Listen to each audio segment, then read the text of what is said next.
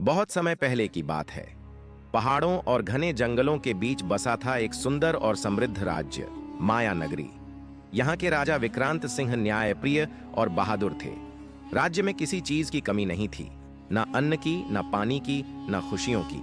पर एक रहस्य था जो सदियों से इस राज्य के लोगों को परेशान करता आ रहा था।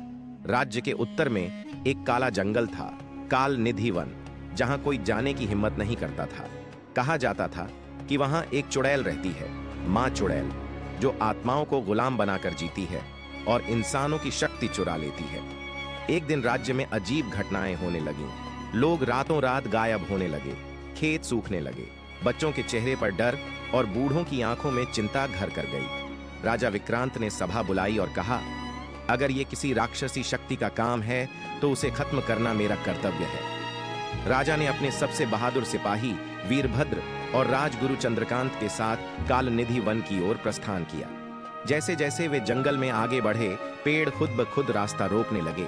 हवा ठंडी नहीं बल्कि जलती हुई लग रही थी और हर ओर अजीब सी सरसराहट सुनाई देती थी। 3 दिन बाद वे पहुंचे एक प्राचीन खंडहर के पास।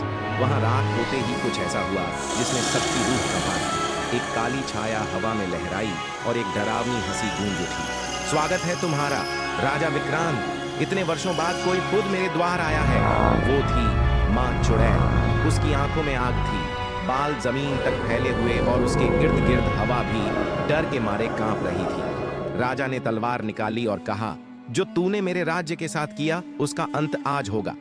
लेकिन चुड़ैल हंसी, राजा ये युद्ध नहीं, बलिदान है, तुम्हारा और तुम्हारे राज्य का। मां चुड़ैल ने बताया कि वह कभी इस राज्य की रानी हुआ करती थी, राजकुमारी मायरा, जिसे अंधविश्वास के नाम पर जादू टोने का आरोप लगाकर जिंदा जला दिया गया था। पर वह मरी नहीं, बदली और मां चुड़ैल बन गई। मैं इस राज्य को मिटा नहीं रही, उसे बदल रही हूं। अब डर और अंधकार का शासन होगा और मैं उसकी रानी बनूंगी, वह चीखी। चंद्रकांत ने तुरंत एक तांत्रिक मंत्र पढ़ा, जिसे सुनते ही जंगल में बिजली कड़की और एक सुनहरी चक्र मां चुड़ैल को घेरने लगा। लेकिन तभी वीरभद्र जोर से चिल्लाया, राजा जी, यह सब भ्रम है। ये जंगल, ये चुड़ैल, सब एक माया है। आप इसे देख रहे हैं, इसलिए ये अस्तित्व में है। राजा विक्रांत ने आंखें बंद की और गहराई से मंत्र का जाप करने लगे।